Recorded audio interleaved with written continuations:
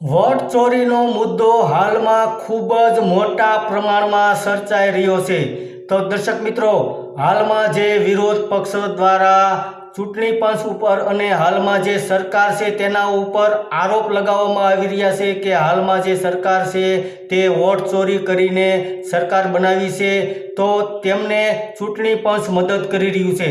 તો દર્શક મિત્રો, આ વિડીયો આપના માટે ખાસ બનાવવામાં આવી રહ્યો છે કે આપ અમને આ જે સમગ્ર મુદ્દો છે તેના વિશે મંતવ્ય જણાવો।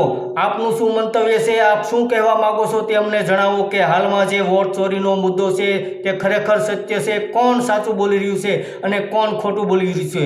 તો નમસ્કાર દર્શક મિત્રો, હાલમાં જે વિરોધ પક્ષ દ્વારા રાહુલ ગાંધી દ્વારા જે વોટ ચોરીનો મુદ્દો ઉઠાવવામાં આવ્યો છે તેને લઈને ત્યારબાદ ઇલેક્શન કમિશન ચૂંટણી પંચ દ્વારા જે પ્રેસ કોન્ફરન્સ યોજવામાં આવી હતી તેમાં એવા ઘણા બધા સવાલો કરવામાં આવ્યા હતા જેનું ચૂંટણી પંચના અધિકારીઓ કોઈ પણ વ્યવસ્થિત રીતે જવાબ નથી આપી શક્યા, જેને કારણે પણ આ સમગ્ર મુદ્દો વધારે ચર્ચામાં આવ્યો છે। ત્યારે હાલમાં જે ભારતીય જનતા પાર્ટીની સરકાર છે તેનું એવું કહેવું છે કે વિરોધ પક્ષ અત્યાર સુધી કોઈ પણ ચૂંટણી જીત્યું નથી, તેને હિસાબે આવા ગતકડા કરી રહી છે અને વિરોધ પક્ષ ઇન્ડિયા ગઠબંધનના નેતાઓ એવું કહી રહ્યા છે કે અમે સત્ય બોલી રહ્યા છીએ, અમે સાબિતી સાથે કહી રહ્યા છીએ।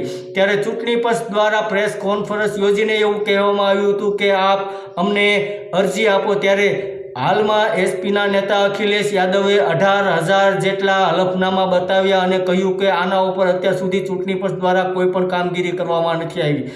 તો હાલમાં જે આ સમગ્ર મુદ્દો વોટ ચોરીનો બની રહ્યો છે તેના માટે આપનું શું કહેવું છે તે તમે આપને જણાવજો, કારણ કે અમે જાણવા માગીએ છીએ કે આ વોટ ચોરીના મુદ્દામાં કોણ સત્ય બોલી રહ્યું છે અને કોણ જૂઠું બોલી રહ્યું છે। તો દર્શક મિત્રો, અમે આપની કોમેન્ટની રાહ જોઈશું, અમે આપના મંતવ્યો જાણવા માગીએ છીએ। ધન્યવાદ દર્શક મિત્રો।